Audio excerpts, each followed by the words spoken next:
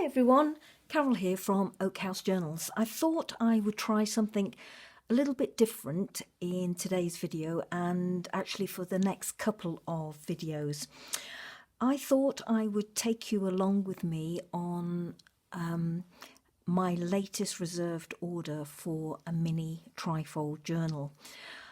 A couple of videos back I showed you how I make the covers for my mini trifold journals, and from the comments that I've received and the emails that I've received, I know that one or two of you are having a go at making your own mini trifold journals, and the only thing I would say to you is please go for it. They are great fun to make, super easy. They're a single signature, but be careful because they are a little bit addictive, as I've learned to my cost.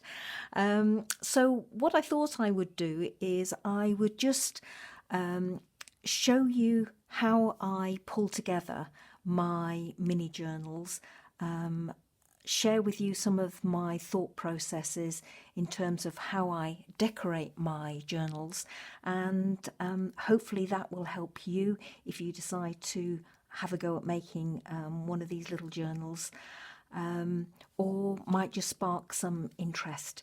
So let's start. When I did my video on how to make the covers, I left you basically with saying that when I make my covers, I use a file folder. I have some flaps at the bottom which I turn up and stitch, and these become internal pockets, and I collage the back. And these are some that I made up for the purposes of that video and that are just waiting to one side ready for my next journal. Now, I tend to leave them at this stage for several reasons. Firstly, because I've collaged them, I want to let them dry well, and also I've sealed them. And I'll leave them now at this stage until I know what the theme of what my next journal will be, because that way I will know how to decorate the outside and also what images I want to put inside. So as you can see, these are some that I've done, and it's just random pages, vintage pages, book pages, anything I can find really that I think will give some interest. Excuse me. As you can see on this one, it's not sitting nicely, it's all a bit skew-if. I'm not bothered about that because these journals are so forgiving. I can collage over the top of that, or I can put an image on the top. That's another one. And that's another one. I'm also not bothered when I'm doing these if, for example, I get little bits of glue on the inside. Where's another one? I've got some glue on, yeah, on the glue on the top there, because these portions will be covered up. This bottom one, as you can see, I've gone ahead and I've put some images inside, and I've stitched around the outside, and these pockets here have been stitched round and then they've been glued along these edges, the long edges, and then when I stitch all the way around the outside of my covers, I'll stitch over this and go all the way around. And as I explained before, what I tend to do is I'll stitch the inside first and then finish it off, and then turn it over and stitch the outside on top of the original line of stitching. And the reason I do that is because I think it gives me a neater edge to my stitches. I also mentioned one tip that I like to do, which is go over my line of stitches on both the right side and the wrong side with my bone folder, and that smooths the stitching down and gives a nicer finish. I will stitch first and then I will ink, and the reason I do that is because the inking will blend the stitches into my cover and I think give a nicer finish And this is the ink that I like to use. It's Ranger Distress Oxide, and the colour I prefer, as you've probably heard me say before, is Vintage Photo, because it gives a soft, more pastel-y brown edge to my paper and also to my covers. I think that gives a nicer finish, but if you like a more grungy look, a harder look, then go for some walnut stain. Okay, so as I say, this is the stage where I get my covers to, and then I leave them basically to dry out thoroughly. I leave them folded, which nicely reinforces the folds of the cover. I like to leave them obviously to dry out. They've had 2 coats of Ranger Multi-Matte Medium, and I like using Ranger, as you've heard me say before. It's a really good all-round glue for this sort of thing, for both collaging, and also it's a really good sealant. So once I've collaged on the top of my covers, I let it dry, then I put a couple of coats of Ranger Matte Medium over the top to act as a sealant. And I will set these aside until I know what sort of journal I'm going to be making. Now, I know that the journal that I'm about to put together is a botanical themed journal, a floral themed journal, and the lady I'm making it for loves yellow and lemon. So I spent last night cutting out some images to go on the front of the journals, the journal cover. I'm just going to move these out the side. This was one from Edith Holden. These other ones are from Janet Marsh. That's an Edith Holden. And I've chosen yellow, obviously, for the cover. Now, I usually use, I won't use all of these, I usually use two, maybe 3 images, sorry, 3, maybe 4 images for my covers. So, for example, I might use that one on the front with a little extra piece, like a leaf behind it, and perhaps these 2 up in the corner. And then to break up this long line of figures down here, I might use something like that on the back cover. So that might work for me. Or I might do something along the lines of that one.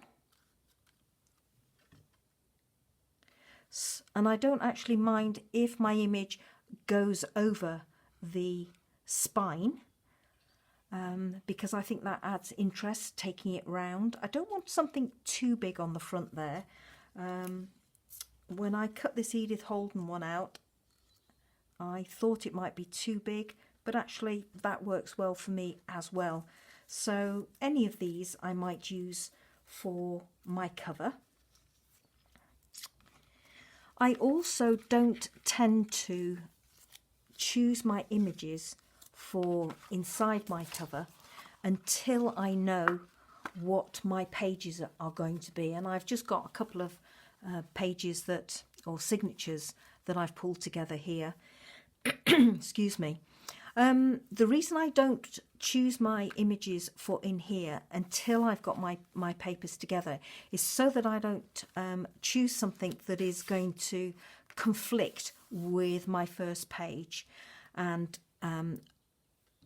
alter the overall look when I open my journal out, because what you are going to see is that. So if I find the one that I've put some images on, you'll see what I mean.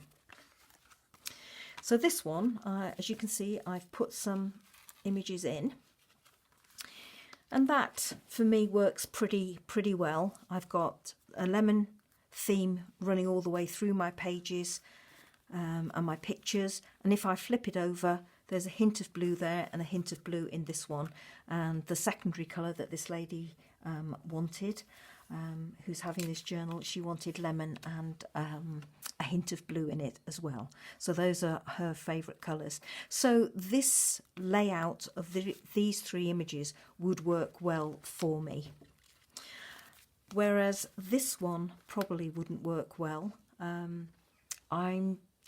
I can't really say why it doesn't work for me.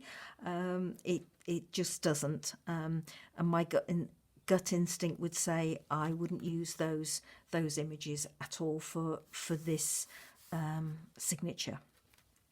So as I say, once I've pulled my papers together and I know what my first page is going to look like, then I will start flipping through the journals and books that I have to see if I can come up with some nice images.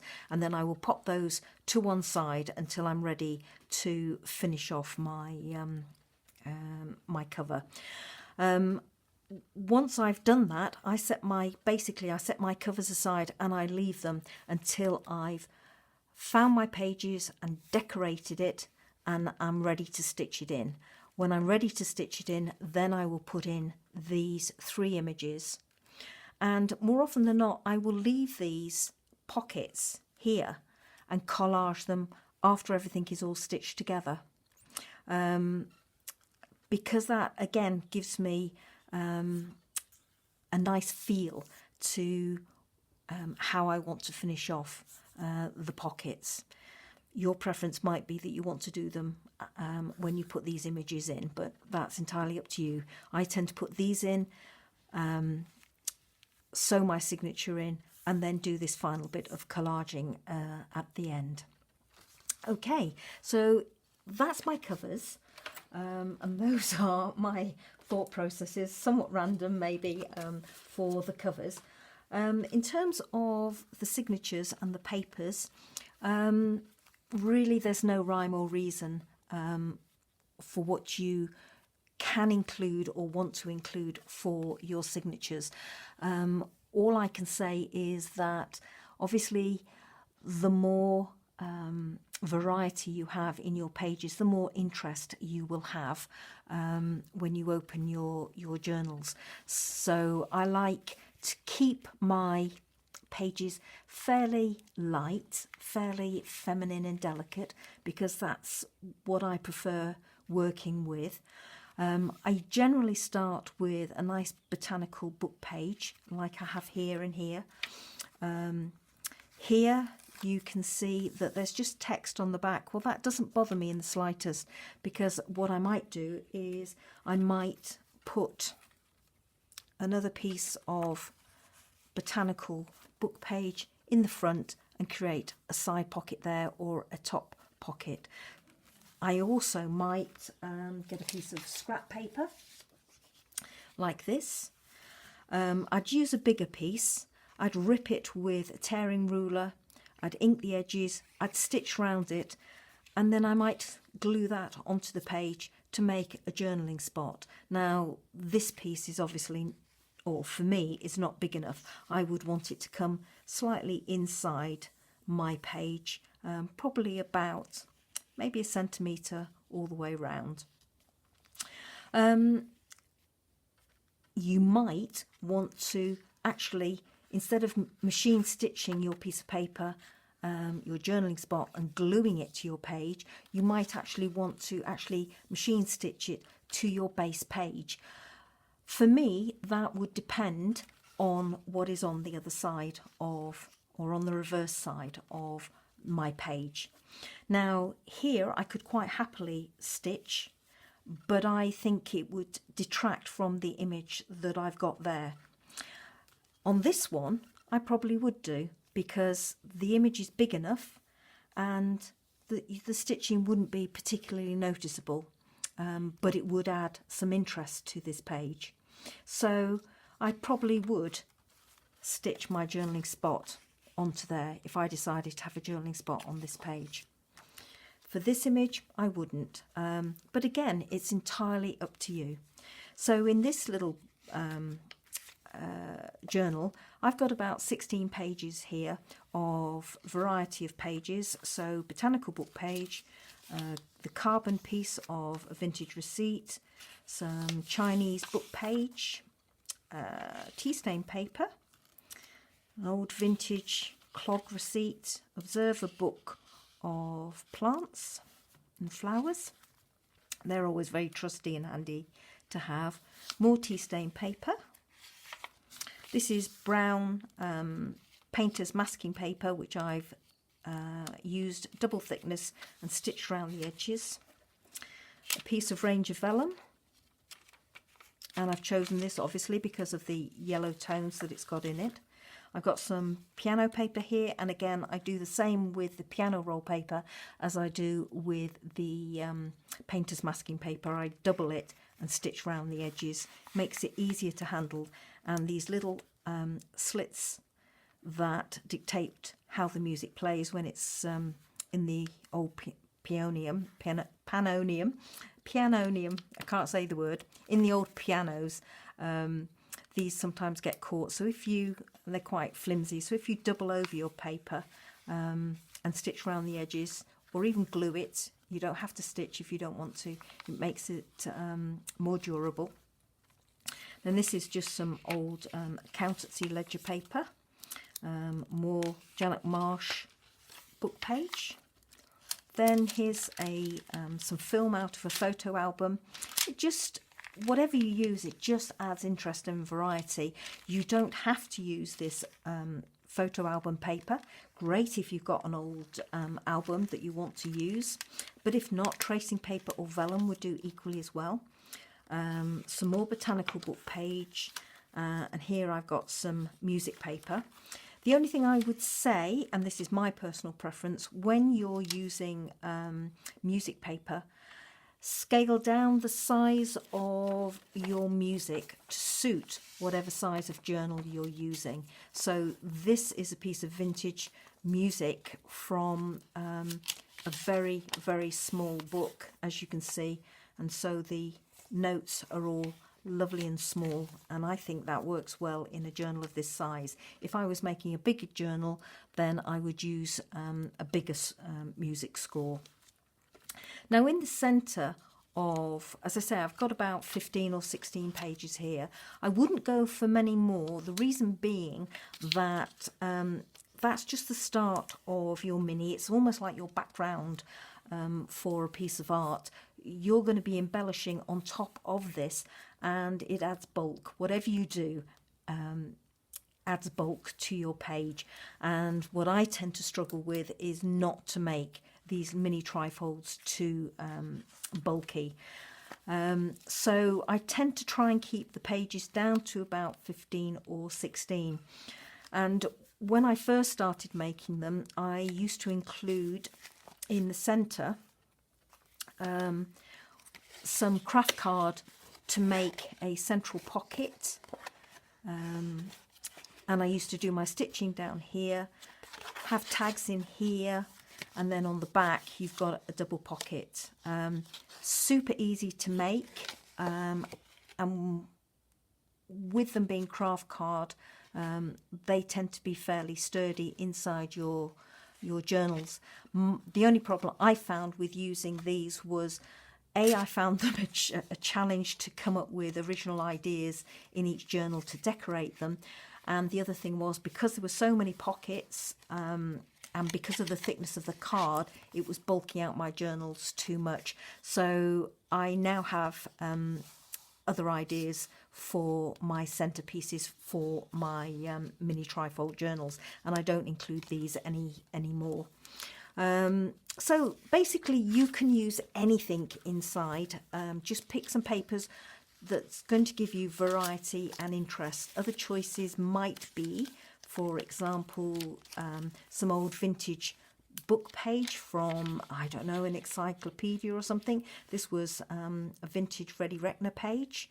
Or you might want to use something like grid paper. Anything and everything can go into these little journals. The choice is purely yours. And in terms of how I get the size, well, I don't particularly bother too much. But with these being only single signature, anybody will tell you if you get a wad of paper and fold them in half, you are not going to get a straight edge down here. Now, I know a lot of people will get out their steel rulers and an X-Acto knife and slice off your edges to make it all perfectly even, and the pages exactly the same size, widthwise and lengthwise. That's fine. If you want to do that, that's absolutely brilliant. Go for it. I don't particularly mind that I have a slight different size page to my journals.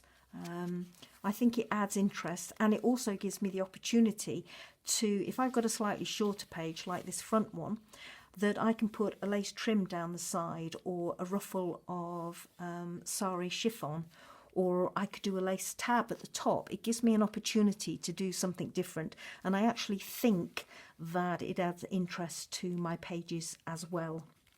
I also like to include folds like this.